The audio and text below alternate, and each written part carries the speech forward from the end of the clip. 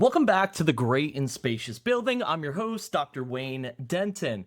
I want to get started with the beginning of a new journey into the hidden heart of a movement, a narrative that for nearly 2 centuries has been sung primarily in a baritone key.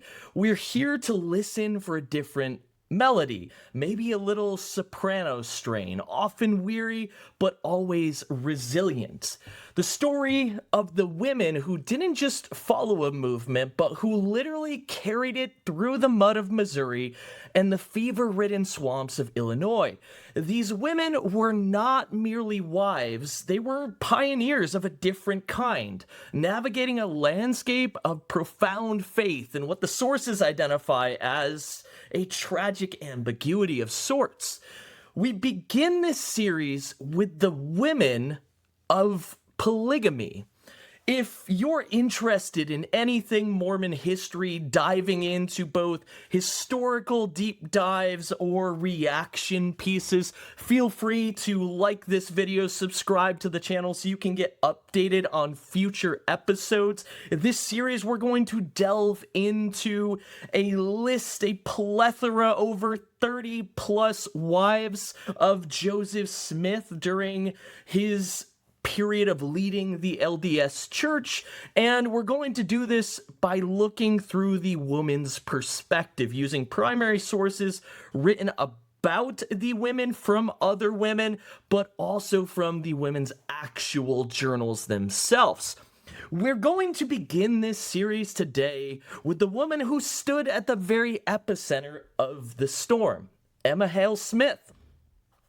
To understand Emma is to understand the cost of being the anchor when the current of revelation turns into an absolute flood. She was a woman of infinite presumption and refined intelligence, a woman who married a martyr only to find her own life defined by a different kind of sacrifice, the sacrifice of her own history for the sake of her family's survival. So let's dive into Emma's early life. Emma entered this world on July 10th, 1804, in the rugged, pious landscape of South Creek, Pennsylvania. She was the daughter of Isaac Hale and Elizabeth Lewis, a family that embodied the stability and moral weight of the early American frontier. Her father was a respected hunter and farmer, a man whose industry provided Emma with an upbringing that emphasized education and a degree of refinement that would always set her apart in the rough settlements of her future. Emma was noted from her youth for her intelligence and dignified manners, traits that suggest she was raised with a sense of self-worth that would later clash with the submissive roles often expected of women in her faith. She grew up in a world where the Bible was the primary text of the household, a world of strict Christian piety and a search for a primitive, pure form of faith. In 1825, a young man named Joseph Smith Jr. arrived in her neighborhood to work as a treasure digger, searching for buried silver mines with a group of workers. To Isaac Hale, this young man was an improvident dreamer, a practitioner of folk magic that offended his hunter's pragmatism and his strict Christian order. Isaac viewed Joseph with deep suspicion and eventually became one of the most vocal critics of his soon-to-be son-in-law's religious claims. But to Emma, Joseph represented something else, a visionary energy that pulled her away from the quiet uncertainty of her life and the quiet certainties of Pennsylvania. When it became clear her father would never consent to the match, Emma chose her own path, an act of radical agency that defined her character from the start. She and Joseph eloped on January 18th, 1827, crossing the state line into New York to be married by a justice of the peace. Emma's conversion to the work Joseph claimed to do was not passive acceptance. She was an active architect of the movement from its inception. When Joseph reported obtaining the gold plates later that year, Emma acted as his first scribe. She sat across from him as he dictated the words of a new scripture, her pen capturing the origins of a faith that would soon consume her entire world. In 1830, as the church was officially organized, Joseph received a revelation specifically for her, calling her an elect lady. She was tasked with selecting the hymns for the new church, literally providing the melody for the future movement, and acting as a counselor to her husband early on. This revelation, now canonized as Section 25 of the Doctrine and Covenants, offered a rare glimpse of female authority in a nascent patriarchal structure. It established Emma as a foundational leader among the women in the faith, a role that she took with a solemn sense of responsibility. Yet, even in these early years, Emma's life was a study in sacrifice. She moved with the saints from New York to Ohio, and then to the volatile landscape of Missouri, all while enduring the loss of several children in their infancy. Through poverty, mob violence, and Joseph's frequent imprisonments, Emma remained his most loyal defender, even as her own health was often feeble and precarious. For the first decade of their marriage, Emma was Joseph's only publicly recognized spouse. The woman who stood by him as he transformed from a farm boy into a world-shaping prophet. However, the sources revealed that the bedrock of their marriage was eventually fissured by the introduction of plural marriage. Joseph began experimenting with the doctrine as early as 1833 in Kirtland with a young girl named Fanny Elger who lived in the Smith home. The sources describe the discovery of this relationship as a moment of profound trauma for Emma. One account suggests she missed Joseph and Fanny one night and discovered them together in the barn. Regardless of the exact details, Emma's reaction was one of fury and implacable jealousy, and she eventually drove the young woman Fanny Elger from her house. This pattern of discovery followed by expulsion would repeat itself in Nauvoo. In 1842, Emma was chosen as the founding president of the Female Relief Society of Nauvoo. This was a position of immense public power, and Emma used it to define the role of Mormon women as a force for putting down iniquity. She used her platform to denounce rumors of spiritual wifery and unauthorized relationships that were beginning to destabilize the community at its core. It is one of the great ironies of this history that while she was publicly setting a standard of strict virtue, her husband was secretly teaching and practicing the very principles she loathed to a select inner circle. The sources indicate that Emma's relationship with the doctrine of polygamy was a jagged arc of resistance and reluctant compliance and compromise. For a brief window in 1843, Joseph convinced her to accept the principle. Emma agreed, but on the condition that she could select the wives herself. She chose two sisters who were living in her home as nannies, Emily and Eliza Partridge. Emma even stood as a witness during a second sealing ceremony for the sisters on May 11, 1843, placing their hands in Joseph's. However, the reality of sharing her husband under her own roof proved more than her spirit could bear. Emily Partridge remembered that from the very hour of that ceremony, Emma became a bitter enemy, watching the young women with an oppressive scrutiny. If they were missing for even a few minutes, Emma would search the house and the neighborhood until they were found.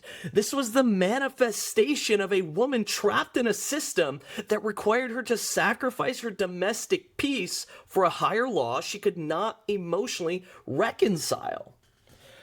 The friction reached a breaking point later that year. Sources recount a scene in Emma's room where she gave Joseph a stark ultimatum. He must give up his plural wives or blood would flow. She reportedly stated that she would rather her blood run pure than have her home polluted by the practice. Joseph, described by those who saw him as the perfect picture of despair and looking like a martyr, bowed to her pressure in that moment. He shook hands with the Partridge sisters, an act intended to symbolize the end of their marital connection. Yet the sources revealed that the secrecy continued.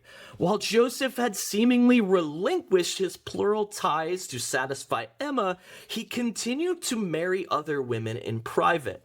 This included the Lawrence sisters, whom Emma also eventually expelled from the home.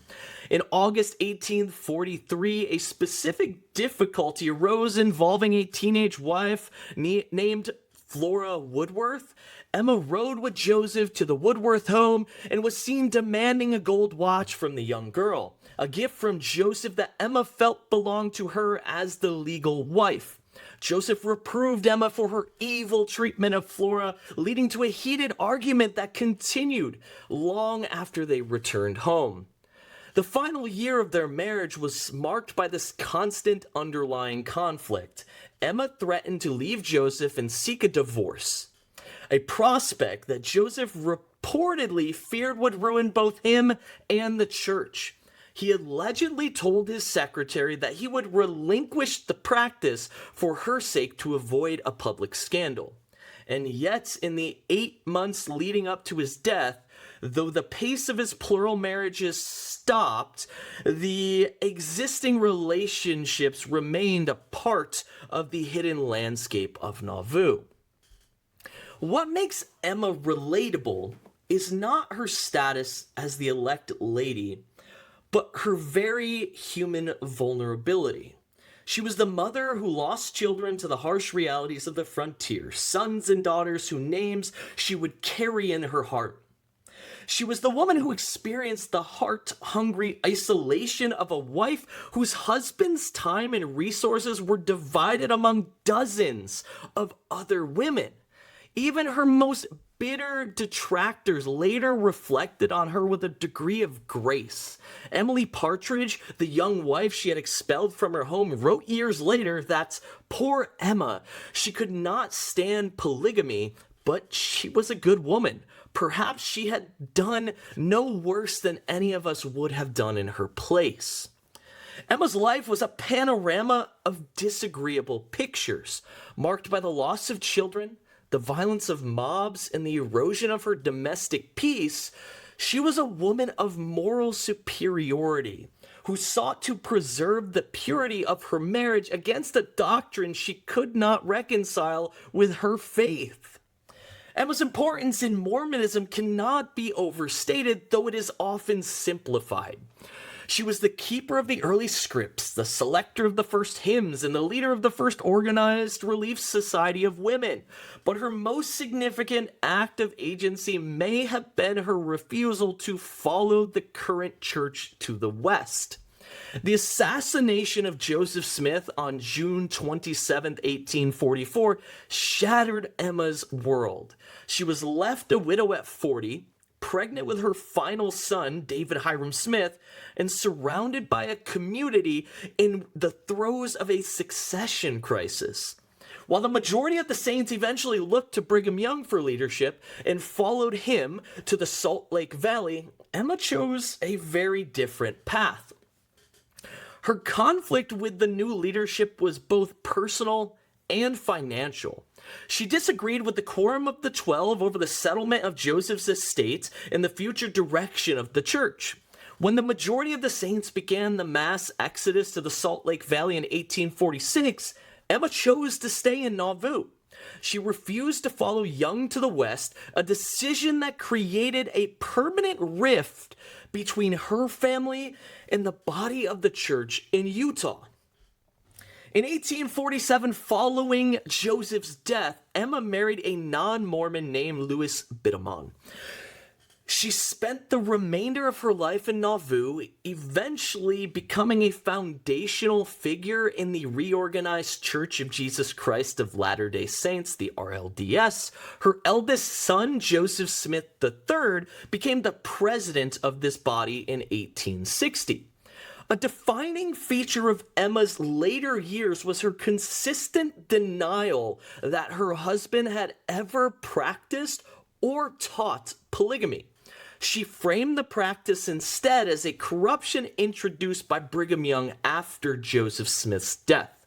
This position was deeply painful to Joseph's plural widows in Utah, such as Lucy Walker and Melissa Lott, who viewed Emma's claims as libel against the truth.